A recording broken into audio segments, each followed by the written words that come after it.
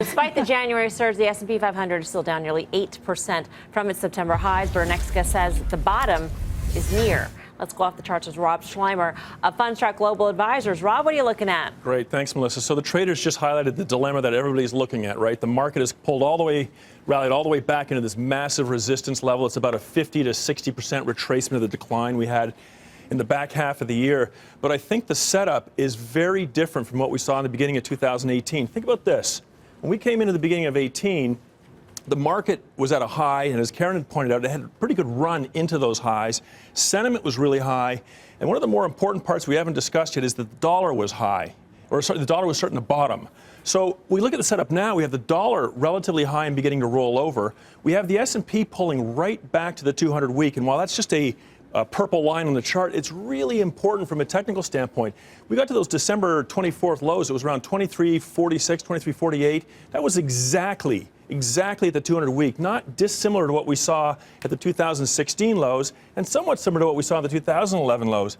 And more importantly, if you look back at the bull markets in the 1980s and 90s and the bull market in the 1950s and 60s, that 200-week provided long-term structural support for these cyclical pullbacks. So what I think we just saw, and particularly as you start peeling the onion and look at a lot of stocks, we just saw a cyclical correction, very consistent with what looks to be, on average, a 4-year cycle. Every 3 to 4 years, we put in a major low.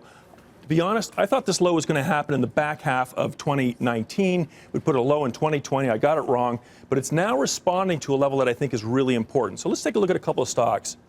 We've talked about these before.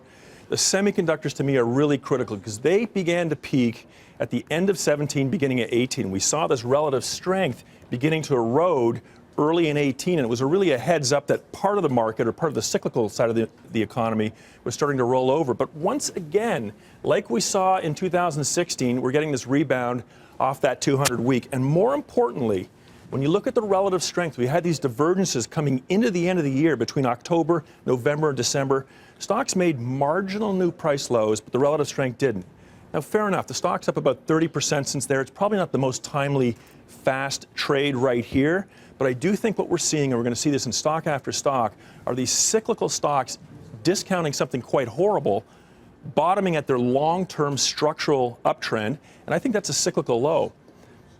We can say the same thing about the home builders. It's not perfect, but there's a lot of concern about the home builders rolling over. Well, we had that peak beginning of the year. We have the bottom off the 200-week, and it's come all the way back to this huge level of support, and this relative strength is beginning to improve. So I think it's just another example. We could go through industrials, materials, even the financials. While they're weak, and we can see that in the next chart, they're weak, but they've pulled back to their 200-week moving average. And again, we think that's support. So what's the pattern out of this? It wouldn't surprise me that we see something fairly similar to what we saw in 2016. It's going to take some time for these financials to actually get going. The relative strength is still weak. It really hasn't confirmed a turn. But I do think if you look through the majority of cyclical stocks in the market, many of them have bottomed at the 200-week. We think that's a cycle low. Any sort of near-term weakness we want to be buying. We think there's more upside over the next 2 to 3 years. Okay, so let's be clear about this, Rob. Then, if I'm sitting at home and I'm a buyer, or I would participate in the markets through an S&P 500 ETF. Correct. You would recommend buying right now. I think if you have an investment horizon beyond the next 2 to 3 to 4 weeks, I think there is whatever weakness we see is going to be very short term. Again, I think the dollar setup, I think the market setup, the sentiment setup is very different from the beginning of 2018. I think investors should be adding some cyclicality to their portfolio. Okay, Rob, great to see you. Thanks so much. Rob Sluymer of Fundstrat. Do you like any of Rob's charts here? That's interesting. I think RBC just upgraded the stock, put a $45 price target on it. It's been in a pretty significant downtrend since April, but right here we're on the verge of breaking out. So I think they report on February 13th.